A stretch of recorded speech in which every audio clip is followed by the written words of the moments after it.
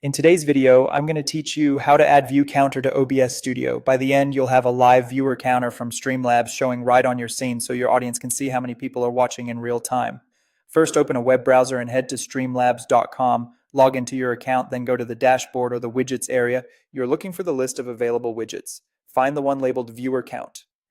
This widget generates a unique URL tied to your account and the platform you're streaming on. Open it and copy the URL it provides. Treat this link like a key to your widget. It's unique to you, and you don't need to share it publicly for it to work in OBS. Now switch over to OBS Studio. In the main window, locate the sources box at the bottom. Click the plus button to add a new source. From the list that appears, choose Browser. This tells OBS that we want to display content that's rendered from a web page. You'll be prompted to name the source, pick something descriptive so you can recognize it later, like viewer counter, and click OK. A properties window will open. In the URL field, paste the Streamlabs link you just copied.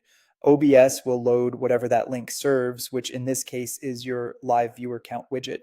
Below the URL, you'll see width and height fields. You can leave these at their defaults or set them to a size that fits your layout. If you're not sure, keep the default for now. You can always resize directly on the canvas after it appears. When you're ready, click OK. You should now see the viewer counter appear in your scene with a red bounding box around it.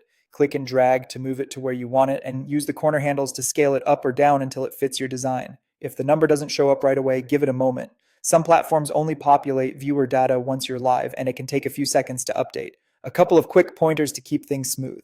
Make sure your Streamlabs account is connected to the platform you're streaming on, since the widget pulls its data from there. If you decide later that you want a different style or font, you can adjust the viewer count settings back in Streamlabs, and the changes will update in OBS automatically through the same URL. No need to re-add the source.